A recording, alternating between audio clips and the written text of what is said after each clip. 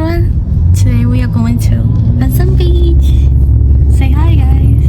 ပြီးတော့ရင်မလွှဲရင်ကိုရီကိုဖတ်မဟုတ်တာကြောင့်အဲ့ရထားနောက်ကျပြီး train လွတ်သွားပါတယ်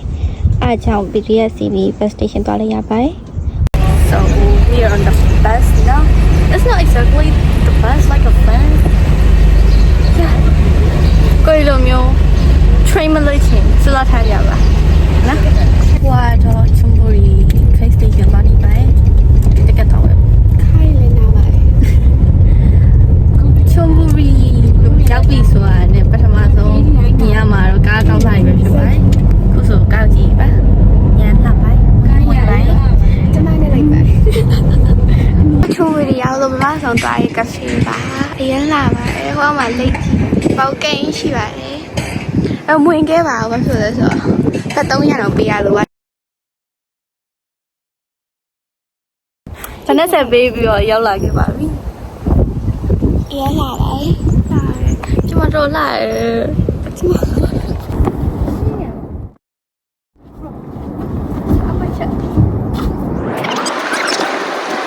အသားမဲမောင်ကျူတင်ကောက်ဝင်လက်ရှိဟိုကတော့ဖေးစားနေပိုင်းမဆန်းလာပြီ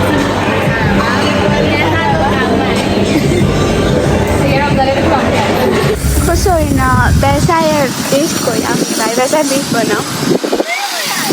နေရောက်ပူပါရဲ့အခုတော့ဆေးရှင်မှာအဆေးရတာလားမသိပါဘူးကြားရခဏရလာပါရဲ့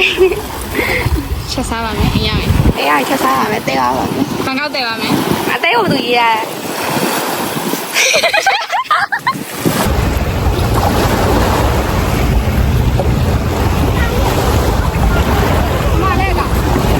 ကနေရလာပါဟုတ်ပါခုနကခဏရဲ့ကျန်တဲ့ကိုတပါ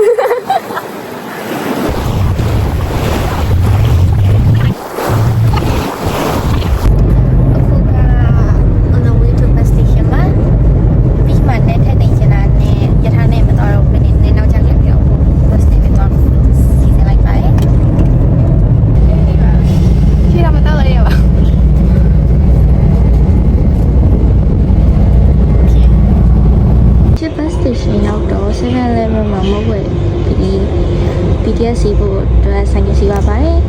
so ဒီနေ့ဘလော့လေးရတော့လောက်ပါပဲ bye bye